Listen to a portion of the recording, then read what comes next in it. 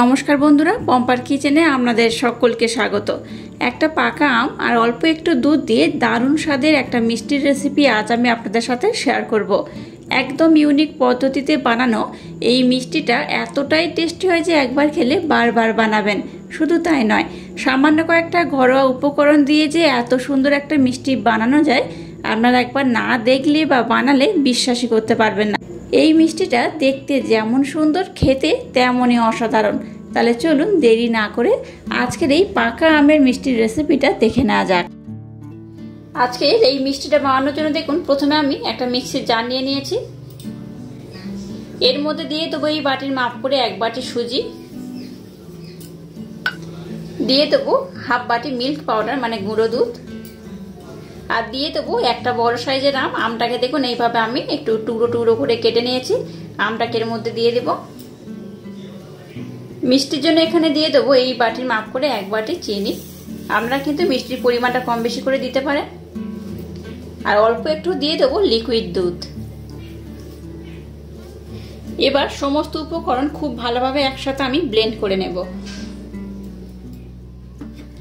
দেখুন আমটাকে আমি খুব ভালোভাবে সমস্ত উপকরণের সাথে ব্লেন্ড করে নিয়েছি। আর দেখুন এটা কেমন হয়েছে, দেখুন দেখুন এইরকমই হবে। তো যাই হোক, সমস্ত উপকরণ দেখুন আমি খুব ভালোভাবে ব্লেন্ড করে নিয়েছি। চলুন এবার নেক্সট প্রসেস শুরু করা যাক। এবার দেখুন গ্যাসটা জ্বেলে দিয়ে একটা কড়া বসিয়ে দিয়েছি। কড়াটাকে গরম করে নিয়েছি। এর মধ্যে দিয়ে দেবো 1 কাপ লিকুইড দুধ। দুধটাকে প্রথমে আমি একটু ফুটিয়ে নেব। দেখুন দুধটা কিন্তু খুব ভালোভাবে ফুটে গেছে। এর মধ্যে 1 চামচ আতপ চালের গুঁড়ি দিয়ে দেব। এটাকে দুধের সাথে খুব ভালোভাবে প্রথমে মেল্ট করে নিতে হবে। দেখুন সমস্ত উপকরণ কিন্তু আমি একটু ভালোভাবে ফুটিয়ে নিয়েছি। এবার যে আমের পিউরিটাকে আমি বানালাম সেটাকে এর মধ্যে দিয়ে দেব। সম্পূর্ণটাই দিয়ে দিলাম। গ্যাসের ফ্লেমটাকে এবার লো টু মিডিয়াম রেখে এটাকে খুব ভালোভাবে কিন্তু ঘন করে ফুটিয়ে নিতে হবে। আজকের মিষ্টিটা আমি যেভাবে বানাবো আমার মতো অবশ্যই একবার ট্রাই করবেন। অসম্ভব সুন্দর খেতে হয়। বাচ্চা থেকে বড় যেই একবার খাবে সেই কিন্তু বারবার খেতে চাইবে। অসম্ভব সুন্দর খেতে হয়।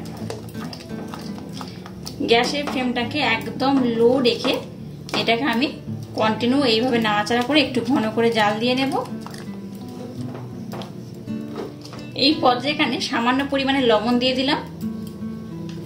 দিয়ে দেবো এলাচ পাউডার একদম অল্প করে, আর দিয়ে দেবো 1 চামচ ঘি।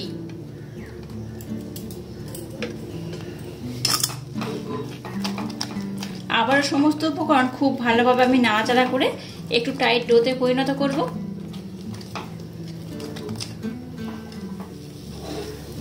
দেখুন মিষ্টিটাকে কিন্তু আমি বেশ টাইট করে নিয়েছি। দেখে বুঝতেই পারছেন কত সুন্দর হয়েছে। কড়ার গায়ে থেকে কিন্তু এবার ছেড়ে আসছে। এই দেখুন এইরকমই হবে। এবার আমি গ্যাসটাকে বন্ধ করে দেব। এবার মিষ্টিটাকে এই পাত্রের মধ্যে আমি দিয়ে দিলাম। এটা এইভাবে খেলিয়ে দেব।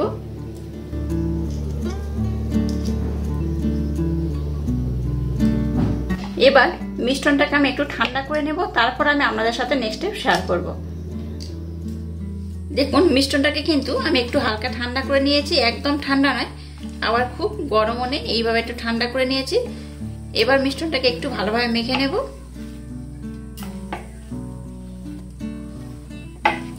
মিষ্টিটাকে খুব ভালোভাবে মেখে নিয়েছি। এবার হাতের মধ্যে একটু ঘি নিয়ে নিলাম। এখান থেকে এইভাবে একটু অল্প করে নেব। আপনারা যে যেমন কিন্তু আপনাদের মনের মতো করে মিষ্টির শেপটা দিতে পারেন। আমি এইভাবে এটাকে গোল করে নেব।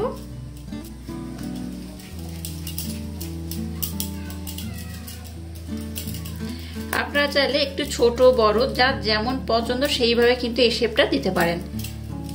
এইভাবে একটু হাতের মাধ্যমে প্রেসার দিয়ে গোল করে নেব।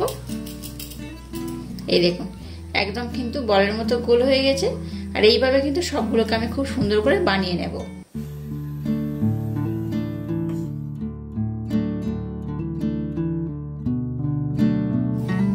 দেখুন সবগুলোকে আমি কত সুন্দর করে বানিয়ে নিয়েছি আর কত সুন্দর দেখতে হয়েছে। দেখুন সবগুলোকে বানানো হয়ে গেছে। এবার দেখুন একটা পাত্রে এরকম আমি গুঁড়ো দুধ নিয়ে নিয়েছি, দেখতেই পাচ্ছেন। এবার এই একটা করে যে মিষ্টি শেপ দিয়েছে এগুলো নিয়ে নিলাম। এগুলো এই দুধের মধ্যে এবার দিয়ে দেবো আমি। দুধের মধ্যে দিয়ে খুব ভালোভাবে এইভাবে আমি কোটিং করে নেব। এইবার ঘুরিয়ে ঘুরিয়ে একটু কোটিং করে নেব। এটা তো দেখতে সুন্দর হয়, খেতেও কিন্তু অসম্ভব সুন্দর হয়। একদম ইউনিক স্টাইলে এই মিষ্টিটা অবশ্যই আমার মতো একবার হলেও ট্রাই করবেন, আশা করছি আপনাদের ভীষণ ভালো লাগবে। তো এইভাবে কিন্তু সমস্ত মিষ্টিগুলোকে আমি এই মিল্ক পাউডার মানে গুঁড়ো দুধের মধ্যে দিয়ে খুব ভালোভাবে কভার করে নেব। দেখলেন তো কত সুন্দর হয়েছে। এইভাবে করলে কিন্তু মিষ্টিগুলো খুব সুন্দর দেখতে লাগে, খেতেও দুর্দান্ত হয়।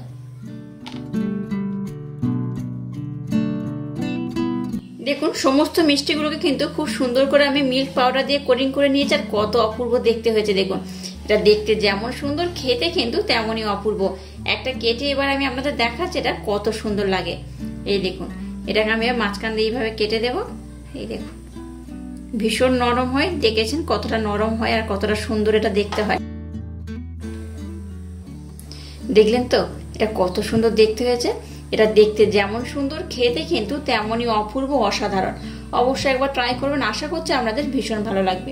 আর আজকের এই ইউনিক স্টাইলে পাকা আমের এই মিষ্টির রেসিপিটা যদি আপনাদের ভালো লাগে তাহলে চ্যানেলটাকে লাইক, শেয়ার, কমেন্ট এবং সাবস্ক্রাইব করবেন, আর পাশে থাকা বেল আইকনটা প্রেস করে দেবেন। তাহলে টাটা, আবার দেখা হচ্ছে নতুন কোনো রেসিপি নিয়ে।